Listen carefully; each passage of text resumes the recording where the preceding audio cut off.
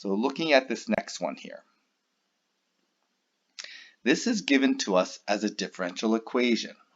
Well, this is a little bit difficult because we need to know we want to find out the equation of this tangent line of this, and we need to find the slope of this function. Well, at least this equation calculates slope. I need to know the x and y coordinate on this curve to be able to use it. So here I've been given the equation. I need to find the equation of the tangent line at a point 2, 3. Okay. So what do I know about this curve? I don't know anything about this curve other than it's got one point at 2, x equals 2, y equals 3. I have learned how to solve some of these differential equations, but this is actually not separable, so we can't actually solve this one either. So this is a problem. But we don't need to solve this equation to be able to estimate points, because we can use this linear approximation. Because to use linear approximation, I need to be able to have a coordinate and be able to calculate slope. Well, I have a slope equation here. I have the x and y to calculate that slope. Okay, so that's what we're going to do. So we're going to plug this in. So my dy by dx, the slope, when x is 2, y is 3, is going to be 2x minus y. Okay, so the slope value is going to be 1. Okay, so I have slope. Okay, I need a point on that curve. Well, there's a point on that curve.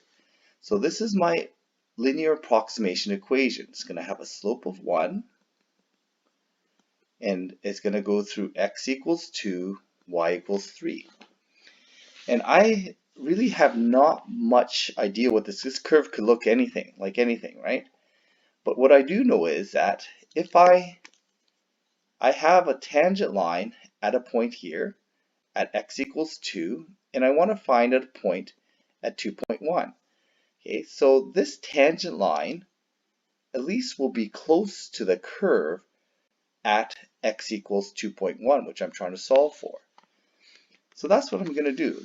And again, I don't really know what the actual original equation looks like. I only have the slope equation, but that allows me to calculate slope. I know a coordinate on that point, so it allows me to get the linear approximation line.